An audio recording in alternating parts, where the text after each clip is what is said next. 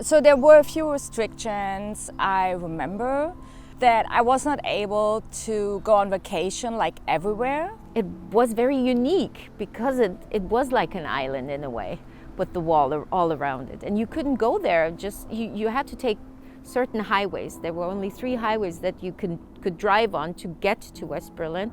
I think it was actually pretty difficult for my mom.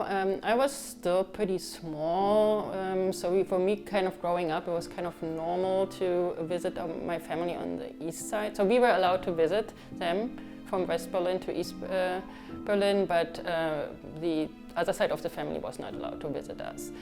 And I never got to see them outside of the GDR, so they had to come to visit my grandfather living in the East German part, and I could never go and meet them because there was this borders that we could not cross. We were always able to visit East Berlin. You had to exchange 25 Deutschmarks to be there for a day, and you got 25 East German Deutschmarks in exchange, but they were pretty useless. It was you couldn't buy anything with it. Even as a child, I realized what was not that normal is that the way we had to go through all the checkpoints and everything to just make it from West Berlin to East Berlin, because they were very strict about everything. They would basically take the whole car apart. They would take the seat out to make sure that no one was hiding under the seat, open the trunk, of course. Someone would crawl under the car to see that no one is like hanging on to the car. So we wanted to visit our families in Poland. It was outside of the GDR, and they made it hard for us to go there to meet our family. You can see through here, and in the far, far distance, there's another little piece of a wall. If they were able to kind of climb that first wall on the East German side, there would be that entire field of mines and stuff. So once we were on our visit to our family again, and my mom had completely forgotten that the newspapers were in the trunk. And of course that was one of the really strict rules, that you were not allowed to bring any Western propaganda to East Germany. So as usual, we stopped at the checkpoint, we got searched as we always did. They opened the trunk and they found the newspapers.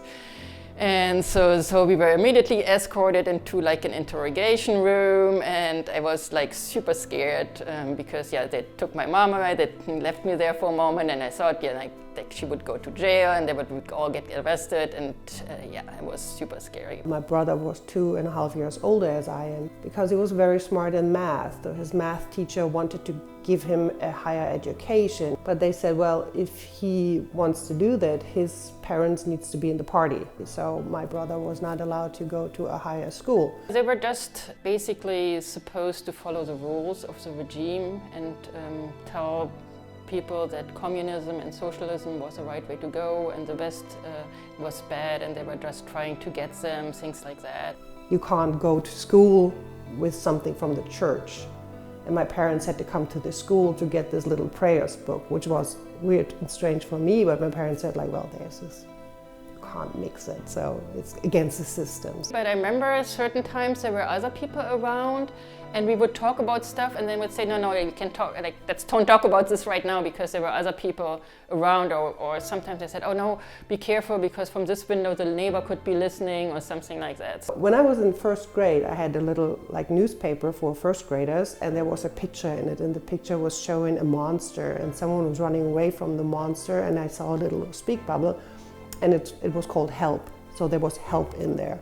That was my first expression to English, I would say, and it gave me the impression that, okay, Western Germany is bad and America is even worse. And they were not allowed to watch any TV from West Berlin, and for most of them it wasn't actually too difficult, because they could get it over the antenna, and a lot of people would, but they kind of make sure that they close the curtains and everyone is the room is dark, so no one knows about it, but a lot of people did. So that's why a lot of people actually did know what was going on, but they were not supposed to, and they had to make sure that none of the neighbors would find out. So there was a lot of hiding stuff, I would say. So in our eastern part, we just were living in this little bubble. So my generation grew up political just because there were so many changes. So we were a young age, so that contributes to influence like how you see things, I guess, and